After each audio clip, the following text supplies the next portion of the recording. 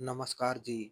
काजी कांत जी एक दिन मजदूरी करते हुए हार्ट अटैक आने से गिर गए, लेकिन उसके बाद भी बहू उन्हें काम पर भेज देती और पति को विदेश फोन करके बताया कि पापा जी की तबीयत ठीक नहीं है, उनके लिए इलाज के लिए पैसे भेजो। और वह पैसे मायके वालों पर उड़ाने लगी। एक दिन काजी कांत जी बोले, मुझे दवाई की जरूरत है, तो बहू उन्हें अस्पताल ले गई और वहां इलाज के बहाने उनकी किडनी बेच दी ताकि वह मर जाए। जब तबीयत ज्यादा खराब हुई तो बेटा भी आ गया और उन्होंने दोबारा अस्पताल लेकर गया तो डॉक्टर की बात सुनकर उसके होश उड़ गए। पापा जी उठ जाइए और काम पर जाइए। मुनीम जी का फोन आया था, कह रहे थे अब और छुट्टी नहीं मिलेगी। उन्हें बहुत परेशानी हो रही है। अगर आप आज भी काम पर ना गए तो वह किसी दूसरे आदमी की व्यवस्था कर लेंगे और फिर आपकी नौकरी छूट जाएगी। सारा दिन घर बैठकर क्या करेंगे? अच्छा है काम पर चले जाइए। सारा दिन घर में बैठकर तो आपको उल्टे सीधे विचार आते रहेंगे और फिर बीमार हो जाएंगे। बानू ने बहुत चालाकी से ससुर के सामने बात बनाई थी और उन्हें दिन से जगाकर काम के लिए भेज दिया था। अभी कुछ दिन पहले ही काजी कांत जी को हार्ट अटैक आया था। डॉक्टर ने किसी भी तरह की टेंशन लेने से और मेहनत करने से मना किया था। काजी कांत जी अभी घर पर आराम कर रही थी। उनकी तबीयत पूरी तरह नहीं संभली थी, मगर बानू के लिए जैसे वह बोझ बन गए थे। उसका बस नहीं चल रहा था कि काजी कांत जी को खुद उठाकर काम पर छोड़ आए। काजी कांत जी बड़ी मुश्किल से उठे और कहने लगे, बहू आज मेरी तबीयत कुछ ठीक नहीं है। ऐसा करता हूँ कि कल से चला जाऊंगा। मुनीम जी से कह दो कि एक दिन जैसे तैसे गुजारा कर ले। उनकी आवाज से भी उनकी पीड़ा साफ महसूस हो रही थी। मगर भानु ने माथे पर बल डाले और कहने लगी कि पापा जी हम ऋषभ जी के लिए काम करते हैं, वह हमारे लिए काम नहीं करते हैं कि हमारी बात माने। यह तो शुक्र करें कि इस उम्र में भी आपको उन्होंने काम पर रखा हुआ है, निकाला नहीं। इतने दिन से छुट्टी पर है फिर भी कुछ नहीं कहा, बल्कि अब आपको बुला रहे हैं। किसी की भलाई का इतना भी फायदा ना उठाएं। मैंने नाश्ता तैयार कर दिया है, आकर कर लीजिए और काम पर जाइए। यह कहने के बाद बानू कमरे से निकल गई, जबकि काजी कांत जी ने बेबसी से उसकी ओर देखा। अब कुछ नहीं हो सकता था। बानू उन्हें काम पर भेजकर ही टलने वाली थी, इसलिए चुपचाप उठे, मुंह हाथ धोने के बाद खाने की मेज पर आ बैठे, हल्का फुल्का नाश्ता किया और काम पर निकल गई। मुनीम जी ने काजी कांत जी को अपनी दुकान पर देखा तो तुरंत उनके पास आकर उनका हाथ पकड़कर कुर्सी पर बिठाया और कहने लगे, काजी कांत जी, अभी क्या जरूरत थी काम पर आने की? कुछ दिन पहले ही तो आपको हार्ट अटैक हुआ था और अस्पताल पहुंच गए थे और अब फिर से आ गए हैं। प्रताप, बेटे से कहो, अब तुम्हारी बूढ़ी हड्डियां और मजदूरी नहीं कर सकती। बाहर से पैसे भेजा करें, जिसमें तुम्हारा भी खर्च हो। बाहर है तो अच्छा खासा कमाता होगा। अपने बाप की दवाइयों का खर्चा भी नहीं उठा सकता है क्या? बाप भी बोझ बन गया है क्या?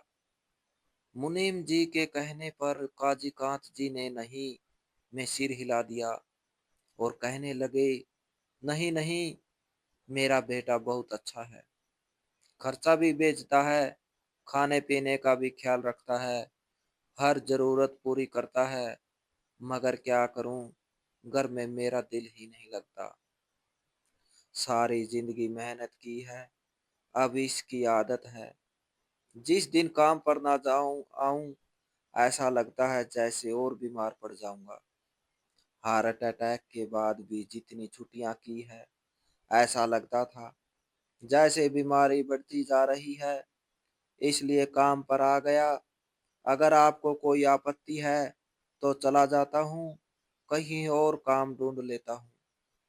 काजी कांत जी की बात सुनकर मुनीम जी हंसने लगी और बही का खाता उनके हवाले करने के बाद आराम से अपने दूसरे कामों में लग गई, क्योंकि काजी कांत जी पर उन्हें खुद से बढ़कर विश्वास था। पूरी जिंदगी उनके लिए काम करते रहे थे, हर तरह के हिसाब किताब का ख्याल रखते थे और कभी कभी तो मजदूर कम होने पर मजदूरी भी करने लग जाते थे। पिछले दिनों में भी मजदूर कम थे और काजी कांत जी ने अपनी सेवाएं पेश कर दी थी। हालांकि मुनीम जी ने मना भी किया और कहने लगे, अब तुम बूढ़े हो चुके हो, इस तरह के काम मत किया करो, बस बैठे बैठे खाते के रजिस्टर देख लिया करो। मगर काजी कांत जी ने उनकी बात यह कहकर टाल दी कि तुम मुझे खुद ही समय से पहले बूढ़ा बना रहे हो, वरना मुझ में अच्छा खासा दम बाकी है। अभी तो मैं खुद को जवान महसूस करता हूँ। वह मजदूरों के साथ जाकर गेहूं और आटे की बोरियां उठाने लगे। बोरियों का वजन काफी अधिक था।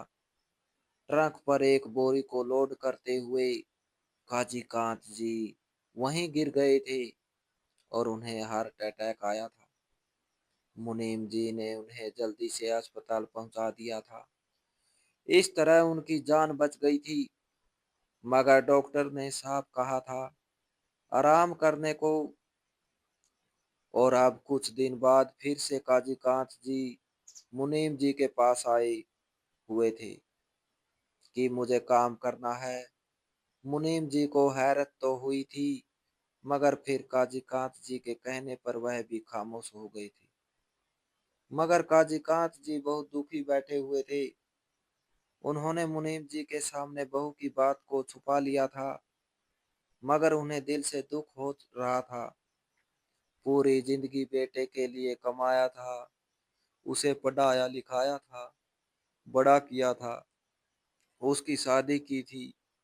क्या अब उनका इतना भी अधिकार नहीं था कि वह घर बैठकर 2 टाइम की रोटी और दवाइयों का खर्चा अपने बेटे से ले सकते?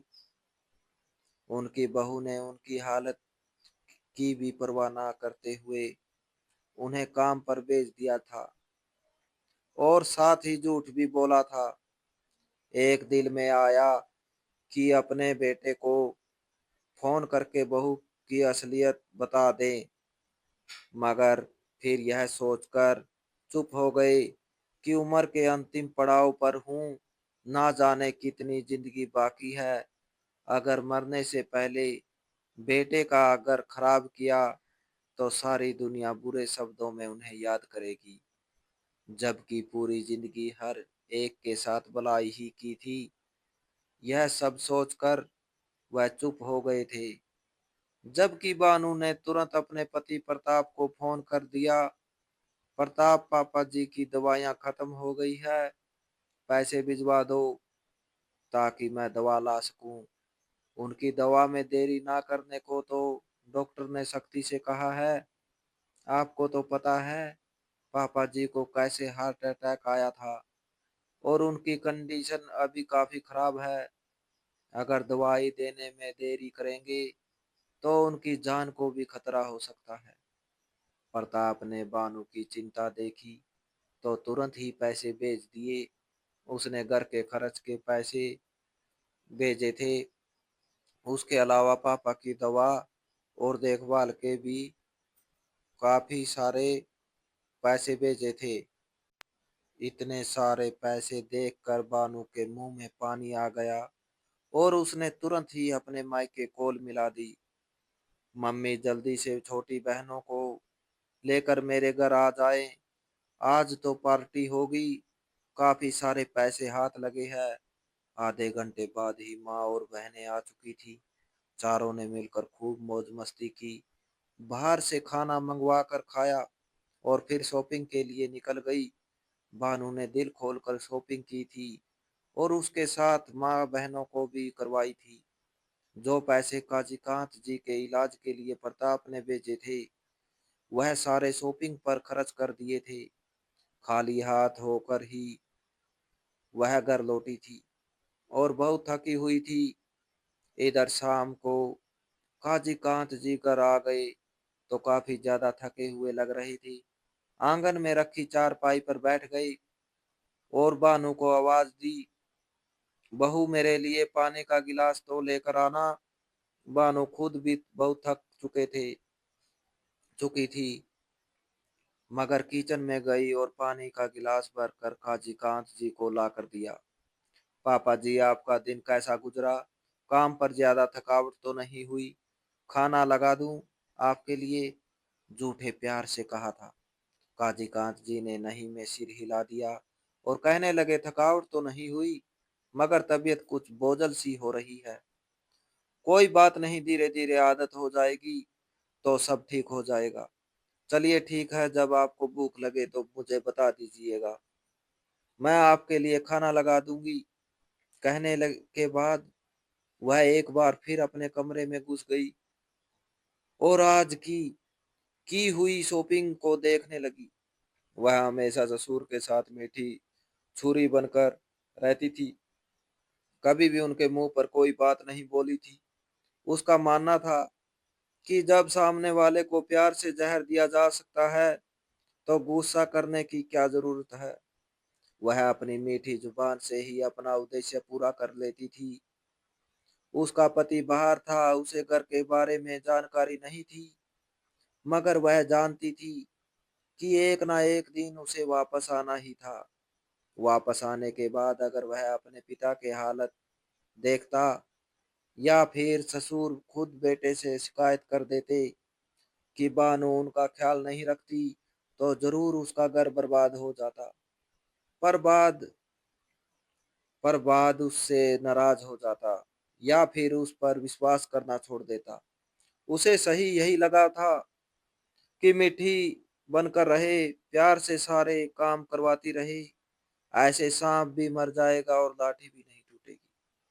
और सच में ही ऐसा ही हो रहा था। काजी कांत जी वाले इंसान थे, उसके प्यार से बोलने पर ही खुश हो जाया करते थे। सर पर हाथ रखकर ढेरों आशीर्वाद देते थे। भानु के ससुर को दोबारा काम पर जाते हुए कुछ दिन ही हुए थे जब उनकी तबीयत एक बार फिर से बिगड़ने लगी। एक दिन वह घर आए तो बुरी तरह से हाँफ रहे थे, उनकी सांस फूल रही थी। भानु को आवाज दी, बहू मुझे दवाई की जरूरत है, जल्दी अस्पताल लेकर चलो, मेरी तबीयत बहुत ज्यादा खराब हो रही है। उनकी बात सुनकर भानु भी परेशान हो गई। उन्हें तुरंत अस्पताल ले गई, जहां पर चेकअप करके और दवाई देने के बाद डॉक्टर ने उन्हें घर भेज दिया। मगर भानु के दिमाग में एक नई योजना आ चुकी थी। उसने वार्ड बॉय और नर्स को आपस में बातें करते हुए सुन लिया था कि एक अमीर फैमिली को किडनी की जरूरत है। वह लाखों रुपए देने के लिए भी तैयार है, मगर कोई भी डोनर नहीं मिल रहा। उसके दिमाग में एक शैतानी योजना बनने लगी थी। उसने तुरंत ही सोच लिया था कि वह काजी कांत जी की किडनी बेच देगी और इस तरह लाखों रुपए उसके अकाउंट में आ जाएंगे और बूढ़े से वैसे भी जान छूट जाएगी। प्रताप तो में बैठा हुआ था, उसे क्या पता चलेगा कि उसके पिता के साथ क्या हो चुका है।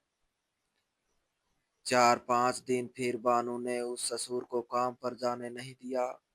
कहने लगी, पापा जी मुझसे गलती हो गई, जो मैंने जबरदस्ती आपको काम पर भेज दिया, अब आपको काम पर जाने की जरूरत नहीं है। मैं आपका पूरा ध्यान रखूंगी, आप कुछ ही दिनों में ठीक हो जाएंगे, आप अब घर पर ही रहा करोगे। बहू को एहसास करते हुए देखकर काजी कांत जी भी खुश हो गए थे, मगर उसकी नीयत का नहीं पता था कि वह क्या करने वाली है। कुछ दिन बाद जब काजी कांत जी की तबीयत संभल गई, तो वह उन्हें लेकर एक बार फिर से अस्पताल चली आई थी। वह पहले अकेली आकर उस फैमिली से भी मिल चुकी थी और सारी कार्रवाई भी पूरी कर चुकी थी। काजी कांत जी का ब्लड मैच करवाया तो वह मैच हो गया। बानो की खुशी की कोई सीमा ना रही। सारे प्रोसेस को पूरा कर लिया तो बानो के ससुर के टेस्ट भी हो गया। दिल के अलावा उन्हें कोई और परेशानी नहीं थी। डॉक्टर ने तारीख भी दे दी थी कि उस तारीख को आइएगा और ऑपरेशन करके किडनी दे दीजिएगा। किडनी की आधी पेमेंट बानो के अकाउंट में आ चुकी थी। खुशी के मारे उसके पैर जमीन पर नहीं लग रहे थे। और फिर वह उस तारीख पर जाकर काजी कांत जी की किडनी भी निकलवाई। वह उनका ख्याल रख रही थी, उनको समय पर दवाई देती, काम पर नहीं जाने देती। वह दिन रात उसे आशीर्वाद देते थे, मगर नहीं जानते थे कि वह उन्हीं की जिंदगी के साथ खेलने जा रही है। ऑपरेशन के बाद जब काजी कांत जी को होश आया, तो साइड में उठते हुए तेज दर्द ने बेचैन कर दिया।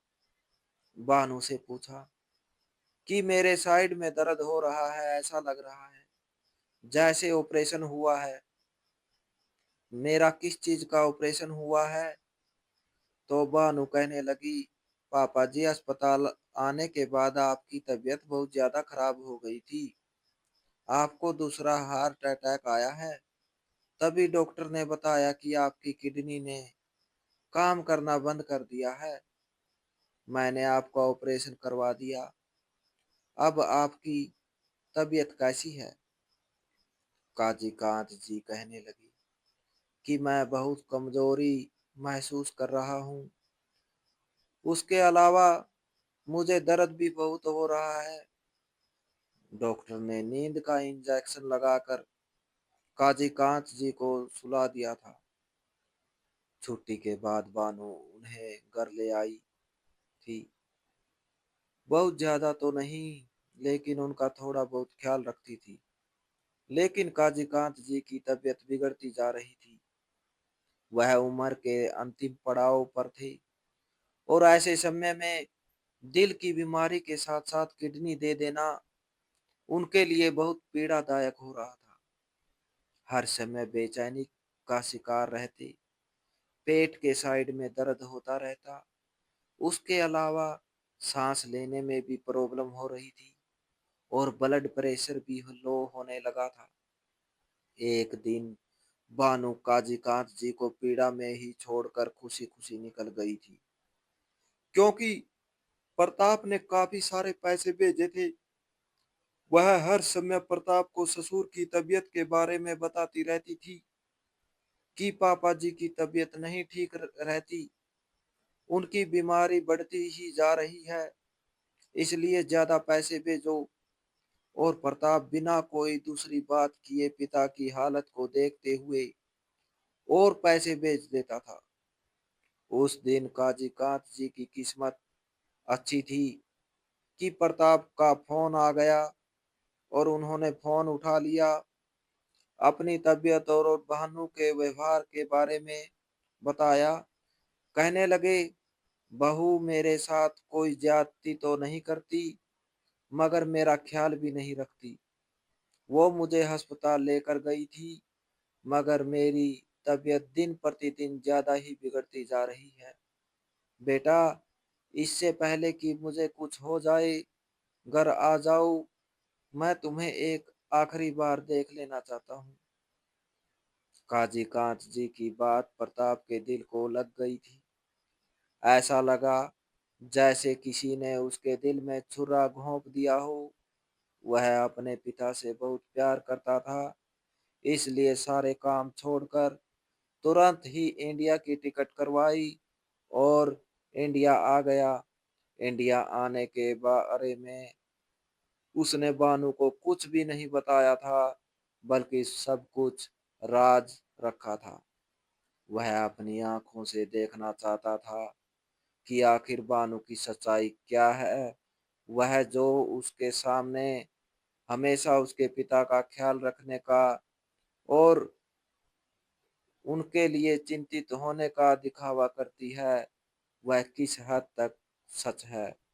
वह जब घर आया तो बानू शॉपिंग करने के लिए गई हुई थी। थोड़ी देर पहले ही उसने अपनी माँ और बहनों के साथ पार्टी की थी, जबकि काजी कांत जी कमरे में तड़प रहे थे। उसने ध्यान ही नहीं दिया था और अब शॉपिंग करने गई हुई थी। प्रताप ने पिता की हालत देखी तो तड़प उठा। उन्हें तुरंत उठाकर अस्पताल ले आया, जहां पर डॉक्टर ने ऑपरेशन के बारे में पूछा। प्रताप कहने लगा, पिताजी का कोई भी ऑपरेशन नहीं हुआ। तभी डॉक्टर ने काजी कांत जी का कुर्ता उठाकर दिखाया कि यह फिर निशान किसका है। प्रताप इतने बड़े ऑपरेशन को देखकर हैरान रह गया। तुरंत टेस्ट करवाए और जो बात उसे पता चली, उसने उसके पैरों के नीचे से जमीन निकाल दी थी। उसकी पत्नी ऐसा कैसे कर सकती थी? काजी कांत जी की एक किडनी गायब थी। उसका दिमाग घूम गया।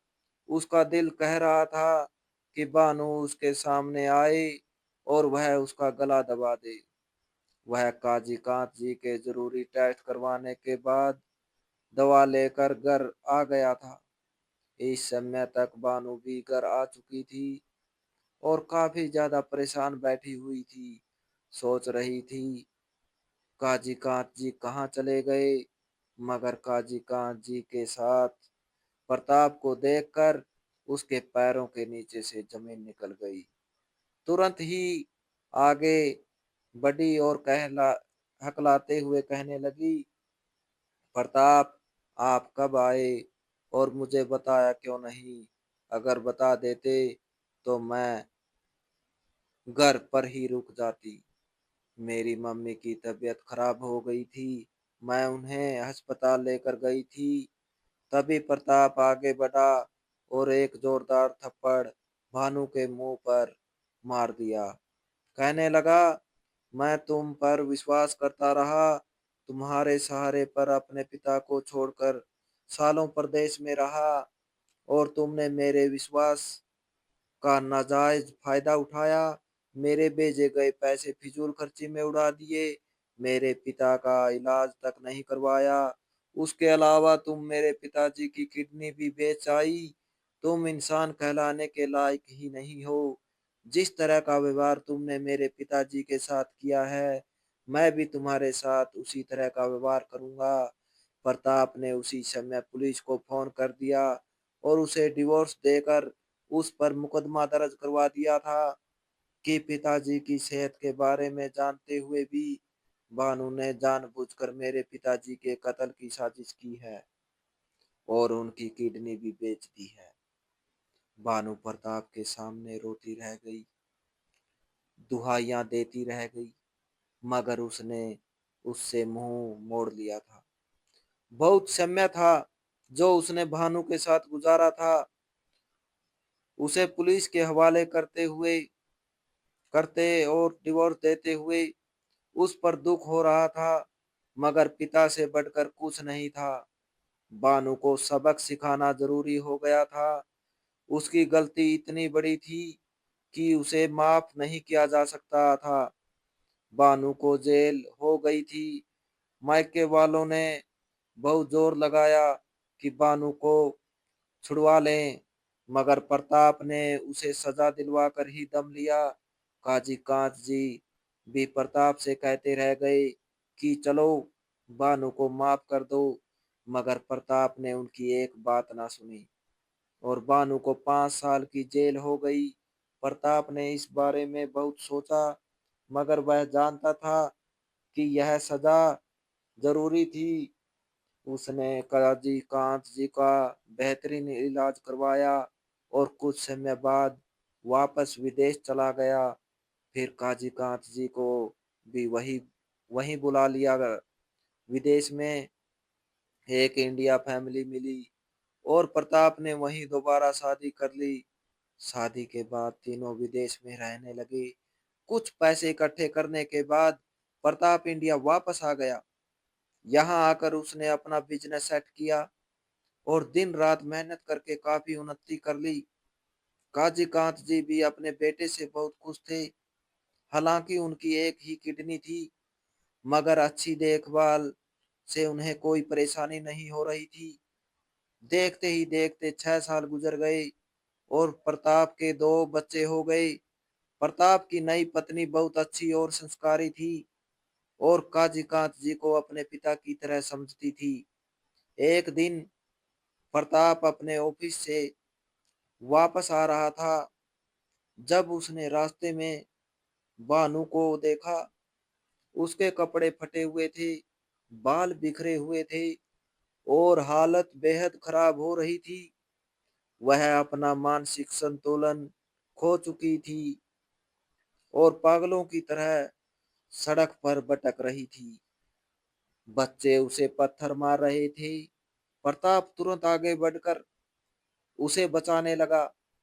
उसने भानु को कुछ खाने को दिया और फिर वापस घर आ गया। भानु जेल में सजा काट कर अपने किए का दंड भुगत चुकी थी, मगर उसके बाद भी नियति ने उससे खूब बदला लिया था। प्रताप को उसकी हालत देखकर अफसोस हुआ था, मगर यह रास्ता भानु ने खुद अपने लिए चुना था। जो दूसरों के साथ बुरा करता है, उसके साथ खुद भी बुरा ही होता है। तो दोस्तों, इस कहानी को लेकर आपकी क्या राय है? कमेंट बॉक्स में कमेंट करके जरूर बताएं। और अगर आपको हमारी आज की कहानी अच्छी लगी हो तो प्लीज इसे लाइक जरूर करें। अगर आपने अभी तक हमारे एसके की जुबानी 2.0 चैनल को सब्सक्राइब नहीं किया तो जरूर कर लीजिए। तो मिलते हैं ऐसी एक और मोटिवेशनल कहानी के साथ। Thanks for watching.